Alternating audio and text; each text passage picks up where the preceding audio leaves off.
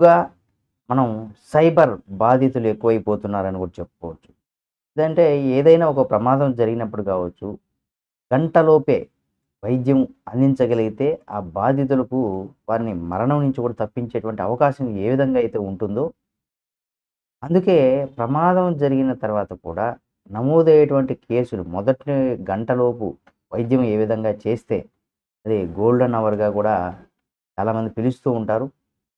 ఇప్పుడేమో ఆ సూత్రాన్ని సైబర్ నేరగాళ్ళు వర్తింపు చేసుకుంటున్నారు. అంటే సైబర్ నేరం జరిగినటువంటి గంటలోపు గనక మీరు ఫిర్యాదు చేయగలిగితే, ఎవరైతే డబ్బులు పోగొట్టుకొని ఉంటారో, ఆ మొత్తాన్ని కూడా తిరిగి రాబట్టగలిగేటువంటి అవకాశం ఎక్కువగా ఉందనే ఒక ఉద్దేశాన్ని గూడా పోలీసులు అందుకే దాన్ని గోల్డెన్ అవర్ అనేది కూడా ప్రాచుర్యంలోకి తీసుకొచ్చారు. అయితే ఇక్కడ నాకు పెద్ద అనుమానం ఉంది.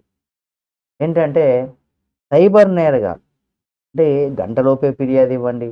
అంటే అది ఏదైనా యాక్సిడెంట్‌ల పాటు జరిగినప్పుడు గంటలోపు త్వరగా తీసుకొస్తే వాళ్ళని ఎక్కువగా కాపాడేటువంటి అవకాశం ఏ విధంగా అయితే ఉంటుందో, సేమ్ అదే విధంగా ఇక్కడ సైబర్ నేరాలకు సంబంధించి అంటే నాకొక చిన్న డౌట్ ఉంది. మరి ఎక్కువగా మనం టెక్నికల్‌గా కాకుండా బేసిక్ నాలెడ్జ్‌తో కూడా మనం ఆలోచిస్తే, ఇప్పుడు నా అకౌంట్‌లో నుండి ఒక వ్యక్తి అకౌంట్‌లోకి డబ్బులు వెళ్ళాయి. అవతల వ్యక్తి అకౌంట్‌లోకి డబ్బులు వెళ్తే, అతని బ్యాంక్ అకౌంటు ఏదో ఒక బ్యాంక్‌లో ఉంటుంది. ఆలోచించండి. నాకు తెలియకుండా వేరే అతని అకౌంట్‌లోకి డబ్బులు వెళ్తే, అతని బ్యాంక్ అకౌంటు, అతని యొక్క డీటెయిల్సు, అతని యొక్క పూర్తి ఇన్ఫర్మేషన్ అయితే ఆ పర్టిక్యులర్ అంటే నాది SBI bank. For example A ICICI బ్యాంక్‌లోకి వెళ్ళాయి. ఐసీఐసీఐ బ్యాంక్‌లో ఉన్నటువంటి వ్యక్తి అడ్రెస్‌లోకైతే వెళ్తుంది కదా! అంటే అతనికి ఒక అడ్రెస్ ఉంటుంది. అతను కూడా బ్యాంక్‌లో తన అకౌంట్ ఉంటుంది కాబట్టి దాన్ని ఇది జేయొచ్చు గదా! అంటే ఏ అకౌంట్ నుండి ఏ అకౌంట్‌కి డబ్బులు వెళ్ళాయనేది గూడా బ్యాంక్ వాళ్ళకి తెలుస్తుంది గాబట్టి, మనకు తెలియకపోవచ్చు. కానీ బ్యాంక్ వాళ్ళకి తెలుస్తుంది. ఎళ్ళిన అకౌంట్‌ని ఫ్రీజ్ జేయొచ్చు. అంటే దాన్ని స్టాప్ జేపిచ్చొచ్చు. ఇలా ఇల్లీగల్‌గా వెళ్ళింది అనేసి. అయితే ఎందుకు అంటే ఒక వ్యక్తి ఇప్పుడు మనం గూగుల్ పేలో ఎవరో ఒక వ్యక్తికి డబ్బులు ట్రాన్స్‌ఫర్ చేస్తున్నాం. ఎవరికి ఏ నంబర్‌కి ట్రాన్స్‌ఫర్ చేసామో తెలుస్తుంది. లేదా బ్యాంక్ నుండే మనం ఒక వ్యక్తికి డబ్బులు వేసాము. ఏ వ్యక్తికి ఏసామో తెలుస్తుంది. మనం బ్యాంకు ఏటీఎంలో నుండి డబ్బులు తీసుకుంటే ఎక్కడ మనం డ్రా చేసాం, ఏ ఏటీఎం అని తెలుస్తుంది. అలాంటప్పుడు మనం సైబర్ నేరగాళ్ళు మన అకౌంట్‌లో నుండి డబ్బులు కనుక కొల్లగడితే తనకి ఒక అకౌంట్ ఉండేది. అతను డబ్బులు ఎలా తీసుకుంటాడు? మన అకౌంట్‌లో నుండి తీసి అతని అకౌంట్‌లోకి ట్రాన్స్‌ఫర్ చేసుకుంటే, అదే మన దగ్గర బ్యాంక్ నుండి ఫోన్ చేస్తున్నామనో, మీ బ్యాంక్ అకౌంట్ సెక్యూరిటీ చేసుకోవడం కోసం ఇలా చేయండి, ఓటీపీలు ఇవన్నీ అడుగుతూ ఉంటారు. కానీ మనం ఓటీపీలు తప్పనిసరిగా ఎవ్వరికీ కూడా చెప్పకూడదు. అలా చెప్పడం వల్ల కూడా మనం అనేకమైనటువంటి సమస్యల్లో కూడా పడతాము. ఎవ్వరు, ఎవ్వరు మిమ్మల్ని ఓటీపీ అడిగినా, ఆ ఓటీపీలు మీరు ఎప్పుడు ఎవరికీ కూడా చెప్పకండి. అలా చెబితే మీరు ఆర్థికంగా కూడా నష్టపోతారు. మీ బ్యాంక్ ఖాతాలో ఉన్నటువంటి డబ్బులు కూడా మీరు నష్టపోతారు. అది తప్పనిసరిగా ఎవరైనా సరే, ఎంతటి వారైనా సరే, మీ అకౌంట్‌లో ఉన్నటువంటి డబ్బును మీరు నష్టపోతారు. కాబట్టి జాగ్రత్తగా ఉండాలి. ఎవరు పడితే వాళ్ళు అడిగితే మీరు డబ్బులు ఇవ్వడం, తీసుకోవడం వేరు. కానీ మీ అకౌంట్‌కి ఎవరైనా మీ అకౌంట్ నుండి డబ్బులు వెళ్ళినప్పుడు వెంటనే సంబంధిత బ్యాంక్ అధికారులకు మీరు వెంటనే తెలియజేయండి. ఆ తర్వాత బ్యాంకుకు తెలియచేసిన తర్వాత కూడా మీరు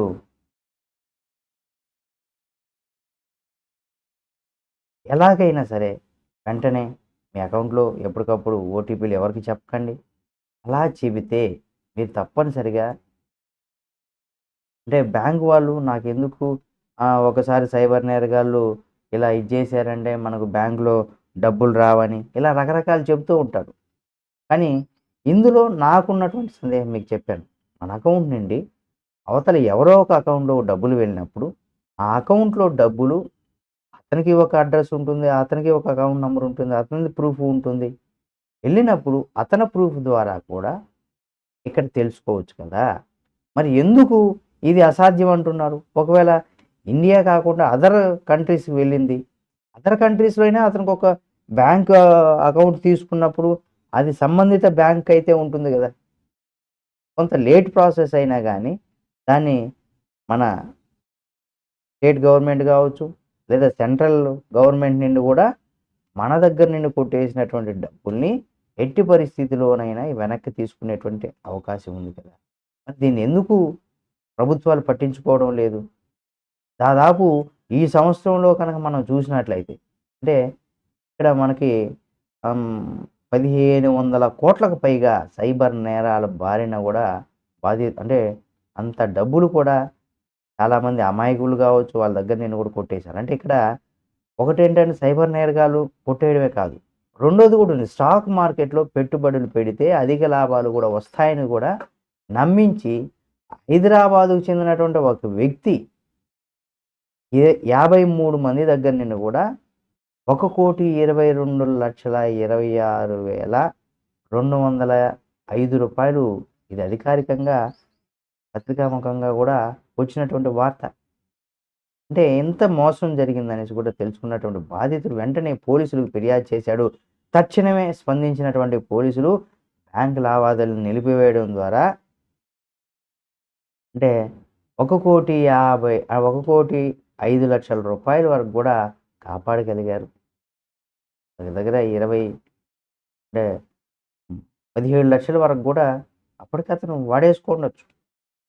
అయితే నేరస్తుడు అప్పటిదాకా 17,00,000 వరకు మళ్లించేశాడు దారి. ఇక మరో కేసులో ఇలాగే నేరగాలు అధిక లాభాలు గూడా ఆశ చూపించి ఒక్కసారిగా రూ. 11,55,000 కూడా కొల్లగొట్టాడు. బాధితులు వెంటనే ఫిర్యాదు చేయగా డబ్బంతా తిరిగి ఇప్పించేశారు. అందుకే గోల్డెన్ అవర్ అంటారు. వెంటనే జరిగిన వెంటనే వెళ్దాంలే అని కాదు. అది రూపాయా, రూ. 10 ఏదైనా సరే. ఎందుకంటే ఇటువంటి నేరాలు ఎప్పటికప్పుడు ఎప్పుడైతే టెక్నాలజీ పెరుగుతుందో వెంటనే ఇటువంటి నేరాలు కూడా మనకు పెరుగుతూనే వస్తూ ఉన్నాయి. దాంట్లో ఎటువంటి సందేహం లేదు. కాబట్టి ఇటువంటి వాటిని తప్పనిసరిగా కట్టడి చేయాల్సినటువంటి అవసరం ఉంది. ఎవరైనా సరే మీ వ్యక్తిగతమైనటువంటి సమాచారాన్ని అడిగితే ప్రభుత్వ అధికారులు కావచ్చు, బ్యాంకు వారు కావచ్చు, ఎవరైనా సరే వారికి వ్యక్తిగతమైనటువంటి సమాచారం ఇవ్వకూడదు. కాబట్టి ఇప్పుడు మనకు చాలామంది ప్రతిదానికి ఆధార్ లింక్ చేయాలి. ఆధార్ ద్వారా కూడా డబ్బులు మనం ట్రాన్స్‌ఫర్ చేసుకోవచ్చు. ఇక్కడ ఒక చిన్న లాజిక్కు మరి ప్రభుత్వాలు ఎందుకు మర్చిపోతున్నాయో తెలీదు గానీ, అంటే మేము ఆధార్‌ని చాలా సెక్యూరిటీగా ఉంచాము అని చెప్పుకోవచ్చు. ఇప్పుడు సైబర్ నేరగాళ్ళు ఎలా తయారైపోయారంటే, నువ్వు ఎంత టెక్నాలజీ ఉపయోగించి సేఫ్ చేయాలని చూసినా గానీ, అంత టెక్నాలజీ ఉపయోగించి దాన్ని కొట్టేయడానికి సైబర్ నేరగాళ్ళు చూస్తూ ఉంటారు. ఫర్ ఎగ్జాంపుల్ మనం ఆధార్ ఇవ్వడం వల్ల గూడా మనకొక రాబోయే రోజుల్లో 100% ఇది జరిగేటువంటి అవకాశం ఉంది. అదేంటంటే సైబర్ నేరగాళ్ళు ఇప్పుడు ఒకరిది ఎస్‌బీఐ బ్యాంక్ ఉంటది. ఒకరిది ఐసీఐసీ బ్యాంక్ ఉంటది. ఇంకోటి హెచ్‌డీఎఫ్‌సీ బ్యాంక్ ఉంటది. ఇలా రకరకాల బ్యాంకులు, రకరకాల పర్సన్స్‌కి ఉంటే వాళ్ళ బ్యాంకుల్లో డబ్బులు కొట్టేయాలంటే కేవలం ఆ పర్టిక్యులర్ బ్యాంకు అకౌంట్‌కో లేదా ఈ విధంగా మీకు బ్యాంక్ నుండి ఫోన్ చేస్తున్నాం, లేదా షేర్ మార్కెట్‌లో పెట్టుబడి రకరకాలు చేస్తారు. కానీ అందరి దగ్గర ఆధార్ డేటాకి బ్యాంక్ అకౌంట్లు, వ్యక్తిగతమైనటువంటి సమాచారం లింక్ చేసిన తర్వాత కేవలం ఆధార్ పోర్టల్ ఒకటి హ్యాక్ చేసుకుంటే సైబర్ నేరగాళ్ళు దేశంలో ఉన్నటువంటి అందరి బ్యాంక్ అకౌంట్లు కూడా వాళ్ళ చేతుల్లో ఉన్నట్టే హ్యాక్ చేసుకొని అలా కూడా చేసుకునేటువంటి అవకాశం రాబోయే రోజుల్లో ఉంటుంది. తప్పనిసరిగా దీనిపైన ప్రభుత్వాలు కూడా కొంత ఆలోచించే నిర్ణయాలు తీసుకోవాలి. ప్రతి దానికి ఆధార్ అనడం సరికాదని కూడా చెప్పుకోవాలి. కాబట్టి ఈ విధంగా దగ్గర దగ్గర రూ. 1,500,00,00,000 ఈ సంవత్సరంలో కొట్టేశారు. అలాగే ఓవరాల్‌గా ఈ డబ్బులు కోల్పోయిన వాళ్ళంతా కూడా అంటే సైబర్ నేరాలు బారిన పడిన వాళ్ళల్లో 2 రకాల జనాలున్నారు. ఒకరు అమాయకులు, రెండోది బాగా చదువుకున్నవారు. అంటే ఉన్నత విద్యను కూడా ఉన్నత అధికారులు, పోలీసులు ఇలా వీళ్ళు చాలామంది ఈ సైబర్ నేరగాలు బారిన పడినటువంటి వ్యక్తులు చాలామందే ఉన్నారు. ఒకటి అత్యాశ చూపించడం. అమాయకులైతే డైరెక్ట్‌గా సైబర్ నేరగాలు కొట్టేయడం. కొంత చదువుకున్న వాళ్ళు అలాంటి వారైతే వారి దగ్గర అత్యాశగా ఇలా చేసుకోండి మీకు 3 నెలల్లో కోటీశ్వరులైపోతారు అని చెప్పి రకరకాల స్కీములు, స్కాములు రకరకాల వాటిల్లో దోపిడీ చేస్తున్నారు. కాబట్టి తప్పనిసరిగా ప్రతి ఒక్కరు కూడా ఆలోచించండి. దీనిపైన ప్రభుత్వాలు కూడా ఎప్పటికప్పుడు అవగాహన ప్రజలకు కల్పించాలి. దీనిపైన ఎక్కువగా అడ్వర్టైజ్మెంట్స్ కూడా తీసుకొని రావాలి. అప్పుడే ఇటువంటి వాటిపైన కూడా కొన్ని నియంత్రణ జరుగుతాయి. అసలు ఇక్కడ ఎలా చేయాలి? ఏం చేయాలి? అని కూడా చూసినట్లయితే సైబర్ నేరగాల కట్టడికి కేంద్ర ప్రభుత్వం Indian cyber crime coordination centre ప్రారంభించింది. ఇందులో దర్యాప్తు సంస్థలు, బ్యాంకులు, వివిధ ఆర్థిక సంస్థలు భాగస్వామ్యం చేసింది. అయితే బాధితులు ఫిర్యాదు చేసినందుకు దేశవ్యాప్తంగా అంటే ఫిర్యాదు చేసేదానికి కూడా అందరికీ 1930కు టోల్ ఫ్రీ నంబర్ కూడా కేటాయించింది.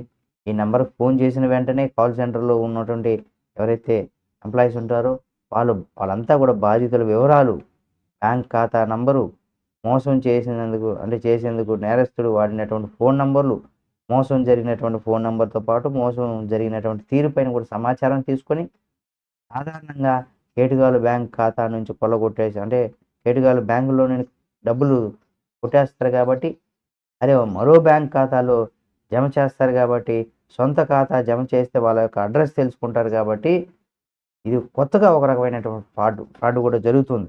అంటే నా అకౌంట్‌లో కొట్టేసినటువంటి డబ్బు సైబర్ నేరగాడు ఏం చేస్తాడు, అతని అకౌంట్‌లో వేసుకోడు. ఒక అమాయకుడికి ఏం చేస్తాడంటే, మా ఫ్రెండ్ డబ్బులేస్తా అన్నాడు, నీ అకౌంట్ ఇవ్వన్నా, ఇదో నీ అకౌంట్‌లో డబ్బులేసిన దానికి నీకు 2000, 5000, 10,000 ఇస్తానని చెప్పేసి ఇలా డబ్బులు కూడా వేసుకొని ఈ విధంగా కూడా కొట్టేస్తున్నారు. బినామీల ఖాతాల్లో వేయించుకొని వాళ్ళంతా కూడా కొంత అవగాహన లేని వాళ్ళకి కూడా రూ. 10 వస్తుంది. ఒరే డబ్బులు తీసిచ్చిన దానికి నాకు కూడా ఒక 10,000 వస్తుంది లేదా 5,000 వస్తుందని అత్యాశకు పోయి కూడా చేస్తూ ఉంటారు.